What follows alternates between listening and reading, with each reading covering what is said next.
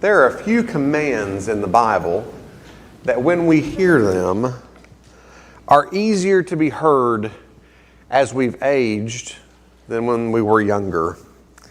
And this is one of those commands. Children, obey your parents. At least as a child, I was reminded of that phrase quite often. I don't know if you were. And I can guarantee you the voice that reminded me of that phrase was always a little firmer than it was at other times. But that is a phrase, a commandment that has been given to me for all of my life. And I trust that many of you have been given the same commandment in your own lives. And as we've aged, it probably has changed the way it felt, doesn't it? There was a kid, when I would hear that phrase, it was like, oh, come on. And now as a parent myself, I say it to my boys and I'm like, this is the Lord speaking. It's not just Dad, it's the Lord. You should listen. And I know in saying it too that there are some of you who would say, I would give anything to hear my mom, my dad. Even if they were telling me to obey them, I would give anything for that voice. I know a lot of parents would hear that phrase and they'd say, well, perk up, Josh. Get those ears listening. I know some parents who would use it in just the most loving of ways, most kind of ways. Let's look at our passage today. It's Ephesians chapter 6, verses 1 through 3. Children, obey your parents in the Lord, for this is right. Honor your father and your mother, which is the first commandment with a promise, so that it may go well with you, and that you may enjoy long life on the earth. In the middle of Ephesians 5 and 6, Paul is addressing life within the community, within the home primarily. That's why prior to this passage, he's been talking about husbands and wives.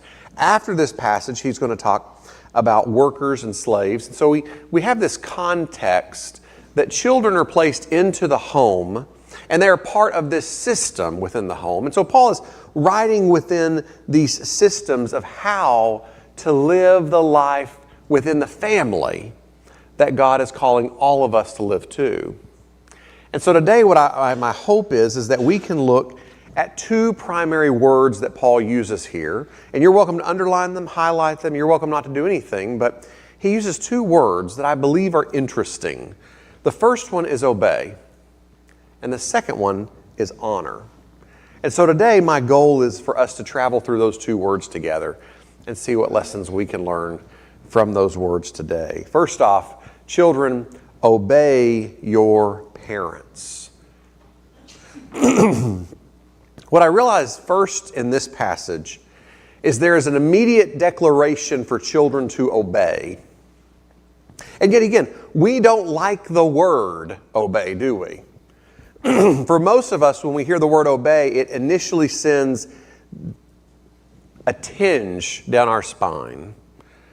Because we know it's going to be like obey and submit, obey and honor. And so, and this American mentality that we have is I make my own decisions. Matter of fact, as a child is growing up, as a little kid, there's defiance within them. There's this spirit within them that's always trying to go against mom and dad. When they become teenagers, what's the next line of thinking? I'm practically grown. I can do this on my own. I don't need you telling me what to do. What happens for those of you who have had children at this age? What happens when a kid turns 20 to 25? They get smart. Mark Twain had this famous quote where he said, as a boy of 14, it was amazing how, I'm paraphrasing because I don't remember the quote exactly. It's amazing how foolish and ignorant my father was as a boy of 14, but then by the time I was 24, it's amazing what the man had learned in 10 years. We have this idea that as we grow older, we become to understand what our parents' wisdom was. We also, in those ages, want to defy their wisdom because now I'm an adult. I can do it on my own. And Paul's first comment in this passage is obey. By the way, your 7-year-old, when you when you go to tell your 7-year-old that it's time for bed, the 7-year-old does not have the right to look back at you and to say, Mom and Dad, I have thoroughly thought about this idea of going to bed, and it just doesn't go with my schedule. If your 7-year-old says that to you, what should your reaction be? Now, I shouldn't even ask that question. I already know what your reaction is going to be, but I do know this. The answer should be, no. I'm the parent. You're the child. You do as you are told. Because we understand that when a child is little, the parent's responsibility is to provide everything that that child needs, regardless of whether that child thinks it's the right thing or the wrong thing. And that's a tough place, isn't it? Oh, it's a tough place. When the child starts throwing a fit, you're in the middle of Walmart and they flop down the floor. That's a tough place. And we all like to think that our child would never do that, but I know my child has. Lord, I probably have, and I'm 20 or 30, whatever age I am. I've probably done it at Walmart too. I understand that we all have those moments in our life. But I also know that as a child, we're taught to obey.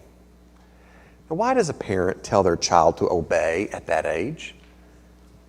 If my son is walking towards the road and I say stop, why am I telling him to stop? Why am I calling him to obey? I know things that he doesn't know. Safety, danger. And so that was one practice that we taught in our home. It was when we say stop, whatever's going on has to stop. The Watkins household has very few rules. But I said that's one rule that has to be hard and firm. Because what if you're going with a fork towards the outlet? What if you're walking towards the road?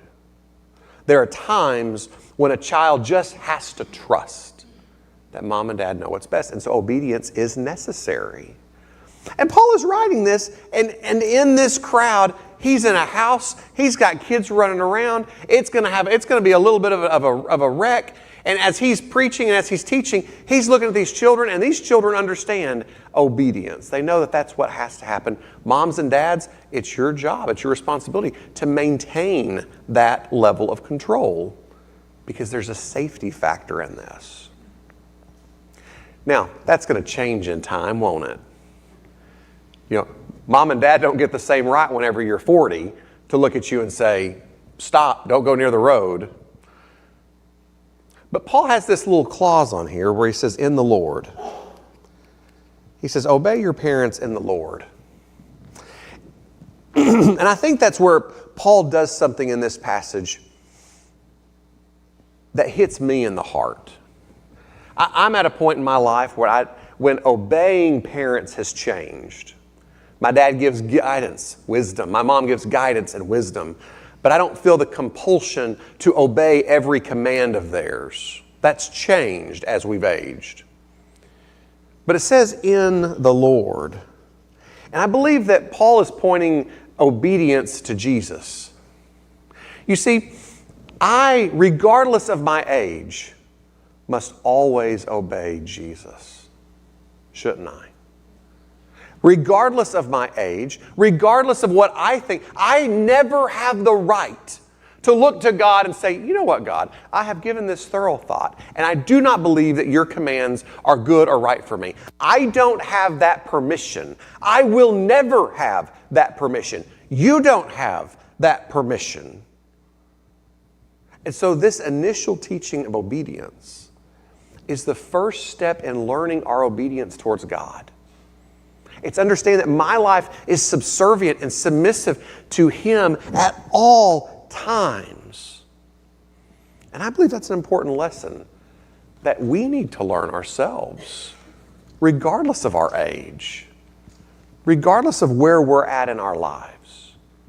That our lives are in pure and total submission to the Father. And as long as I try and do things my way, it's not going to go well. Now, Paul's next phrase. Pardon, I'm still getting that frog out of my throat from last week. It's coming out, but we're still working on it. Verse 2. Honor your father and your mother, which is the first commandment with a promise. You notice he shifts words here. This is where I say the second point is we start off with obedience. And there's this level of obedience that as parents and in the world that we live in, parental relationships change. And that's good. That's supposed to happen. We want our children to grow and be independent, don't we? We want our children to go and to make their own life and to make their own decisions. We don't want them to make mistakes. But sometimes as parents, you have to let them make mistakes so they'll learn. But he shifts words here. And what Paul is doing is, I want you to imagine that Paul is preaching in a house. There are, let's just say there's 50 people running around. And there are some little kids that are playing on the floor. There are some teenage kids who are sitting listening by. There's some mamas and daddies, and there's neighbors, and that's the environment that Paul's. And so Paul has just talked to the little kids in this sermon. He gave a little children's Bible moment, okay? And now he's looking to the adults. And he says, you need to honor your mom and your dad. He shifts. And notice where he's quoting from. Paul's not making this up. Paul is going back to the Old Testament. One of the 10 Commandments. Do you remember it? Matter of fact, we're told in the 10 Commandments, this is in the same context of don't murder, don't commit adultery. I'm trying to think, what are some of the other? Don't steal. In the same context of those things, God by Moses says, honor your father and your mother. So if the idea of not murdering, not stealing, not committing adultery, loving God, if the same idea of that is placed in with honoring your father and your mother, I tend to think it's pretty important, don't you? I tend to think that should elevate. This isn't an optional thought for God. This is a core tenet to who He is and to how we should be. And so when Paul says this now, we understand that he's looking back, or he's looking to a people who maybe the call to obey isn't the same as it was when they were 7. Maybe they're 37. And obedience changes then, doesn't it? I mean, let's just think about it though. Imagine let's say you're 37 years old. You have children of your own. You've got your home, a mortgage. You got a job. You got all this stuff that's going on in life. And your mom calls and says, you know what you need to do with those kids? Don't raise your hand. But how many of you have ever heard that phrase from your mama or your daddy before? You know what you need to do with those kids? My wife's like, I'll raise my hand. I know, I've heard that phrase too. I can't wait for the day that I have grandchildren and I get to say that phrase to them too. So I know I'm looking forward to it. But imagine your mama or your daddy says, you know what you need to do with those kids? And you're going to sit there and you're think, oh boy, here we go again.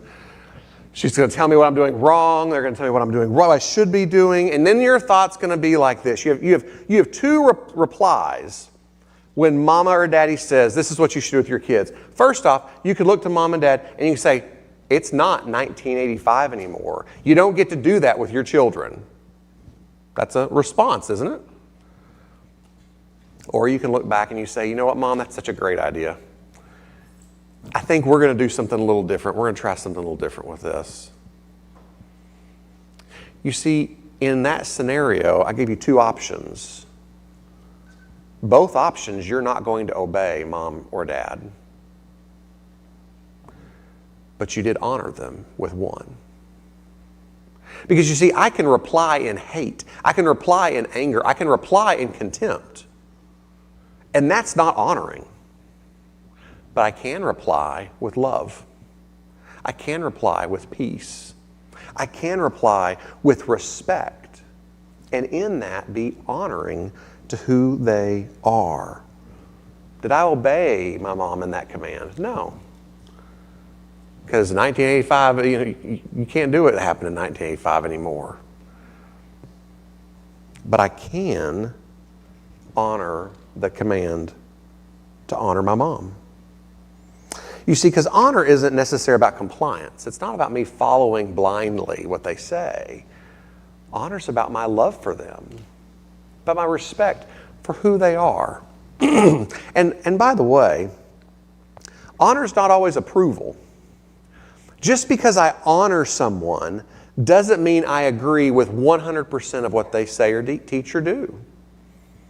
That's a problem in, I'm going to say, my generation right now. When Bob Russell was here 2 weeks ago, he shared that statistic that 1 out of 4 families have estrangement in their children. And I thought that number was staggering. Sadly so, but staggering. And I realized that the problem is that my generation has been taught, this is the language that's taught to my generation. You ready? If your parent doesn't agree with you, they're toxic. And if they're toxic, you need to separate from them. You need to cut them out of your life and have nothing to do with them. What does that do to families? What does that do to a society? Whenever we reply to our parents that way.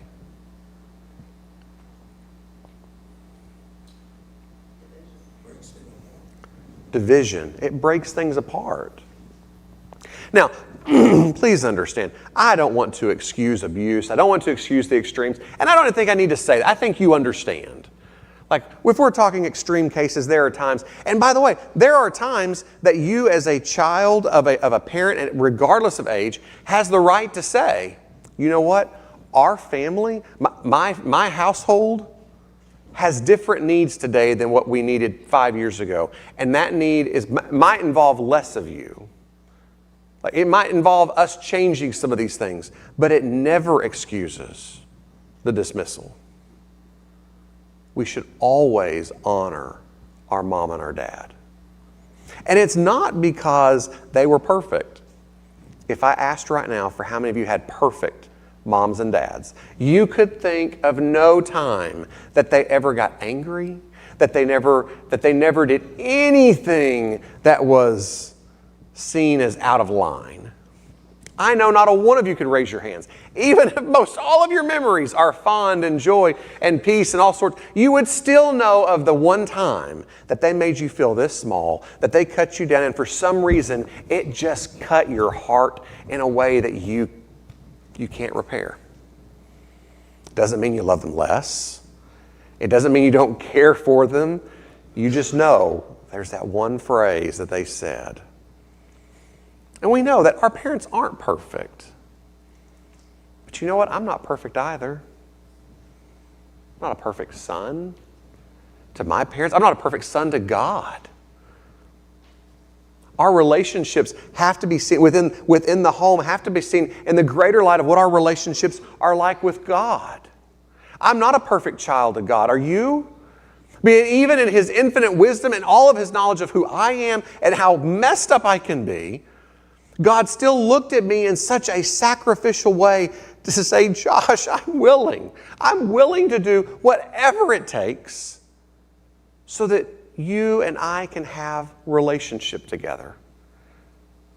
If that means dying on a cross, I will do that so that you and I can be together.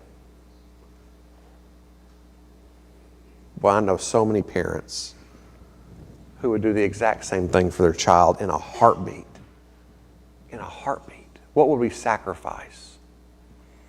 What does honor look like? Well, I think as we age, honor changes. Maybe at some point in our life, dishonor looks like speaking disrespectfully towards our parents. Maybe it means a cocky attitude and a spiteful spirit. Maybe dishonor looks very mean, and sometimes dishonor doesn't really look that mean. Sometimes it's more passive. Well, you know my dad. But honor is patient. Honor is understanding. Giving honor to our parents is found in patience. You know, when I was a little kid, I needed a lot of help. When I was like little, I'm thinking 1 year old, I couldn't feed myself. Could anyone feed themselves at 1 year? I mean, I guess I could grab it and I'd somehow get it here. You know, it'd get here, but it'd get everywhere else too, right? Peas, mashed potatoes, chicken bone, it'd all get there. But I needed someone to feed me. I needed someone to change my diapers. I needed someone whenever I spit up to clean me up. Did you? And who was the person that was there to do that? Do you know how many times your mom probably took care of you in the middle of the night, 3 a.m? She didn't want to be up. Let's be honest, parents. Not a one of us want to be up at 3 a.m. with a kid. You can be honest with me. I know. Some of you are saying, though, you're like, if I'd give anything for 3 a.m. right now with my kid, I know. But we all know we'd like our sleep. And then you have the kid that's chatty. I'm going to preach to myself right now because Elliot can be chatty sometimes. And I'm like, oh, I'm tired of noise. I don't want the noise. And he just wants to talk. And I know there's going to come a day when I'm going to say, man, I would give anything if he would just talk to me. Right now, I'm not in that day, okay? Right now, I'm in the day where it's like, I would love a little bit of silence. But I also know that as we age, honor changes. Because someday, mom's going to call me needing help with something. And she's not going to know how to do it. Someday, dad's going to call and he's going to screw up the TV and he's not going to know how to fix it. He might just have a story that he told me yesterday that he wants to tell me again today. And some people's response is, Dad, you already told me that. I'm going to challenge you that if that's your reply, I understand, because I'm on the early hill of the swing, but that maybe that's the time when you can honor them most by saying, Dad, why don't you tell me that story again? Why don't you tell it to me one more time? You see, our honor changes because that's relationships change. When we're little, we're dependent upon our parents, and as we grow, that changes. But then as they grow, that dependence comes back towards us as children. And the way that God designed our families to work is designed to work within this generational cycle. I believe God knew what he was doing when he said that honoring your father and mother is a command with a promise. And by the way, when he says that in Deuteronomy and in Exodus, he's talking about them going into the promised land. There's this real presence that they're going into a land. But I believe God does that because he understands that we need generational lessons. I need a mom and a grandma, a dad and a grandpa. I need those people who are older than me, who have pioneered a way ahead of me to share with me how to do this. The same as I need to be pioneering ways for other people behind me. Let us never be selfish with what we go through. Let us not sit and say, oh, I'm doing this for me. No, it's not for me. It's for the people who are coming after me. And whether they're my child or they're not my child, I should be pioneering a way and letting the people who've gone before me, who've helped make a road so that we could walk it, I should be following them. And God understood that we need these generational movements in order for us to move forward as a people. I mean, how'd they cross the Red Sea? Except for there was a group that went. And that same group didn't make the promised land. But there was another group that made the promised land.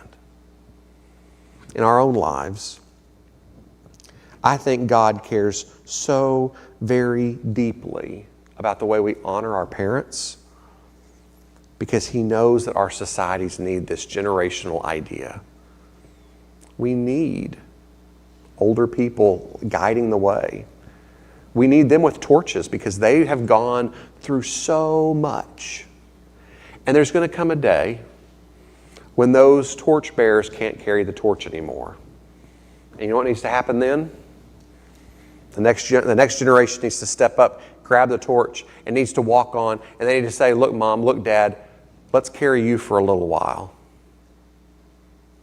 And then the next generation needs to come up, and the next generation needs to come up. And by the way, that's not just within our households. That's also in our churches, isn't it? That's within our churches. That's within our families, but that's within our place right here. To hold honor to our spiritual moms and dads, the people who've guided and led the way too. What does honor look like in your stage of life? Because it looks different for each one of us. If you're young and you're still at home, maybe honor means that you're actually obeying mom and dad. When mom says, go clean your room, it's not, oh, geez, mom, it's just my room. Like, no, it's, okay, mom, I would love to do that. I'll do that right away. And then as you age, maybe you're an adult, maybe when mom makes a suggestion, instead of being like, oh, mom, come on, that's not the right way to do it. It's, you know what, mom, that's a great idea. Why don't I think about how I can make that happen? Why don't I work on that? Maybe as mom and dad gets older, maybe it's that phone call to them. They're sitting at home. That's about my grandmother. I call my grandmothers. I try to call them once a week if I can remember. This is preaching to myself again. I'm going to remind them. I'm going to call my grandmothers this week. But here's the thing. How many of them sit at home? Every time I call them, this is always the phrase, I don't want to bother you because I know you're busy. You ever heard that phrase before? I don't want to bother you because you're busy. Maybe I'm going to speak to them because they're watching. Go ahead and call. If I don't answer, I am busy, but go ahead and call. But maybe I should call too. Phones work both ways, right? Honor changes as we age, and the way we respond to it changes as we age. But because I belong to Jesus, how do I honor those people who have created so much for me? Because I belong to Jesus, how do I show honor? That's the question I want to leave you with. How do you show honor to the people who have guided the way before you? And whether that's your mom and your dad, or whether that's a brother and sister in Christ, or an elder, or an elder's wife, or just someone in church who is a guide to you, how do you honor those people? Carlos has our prayer this morning.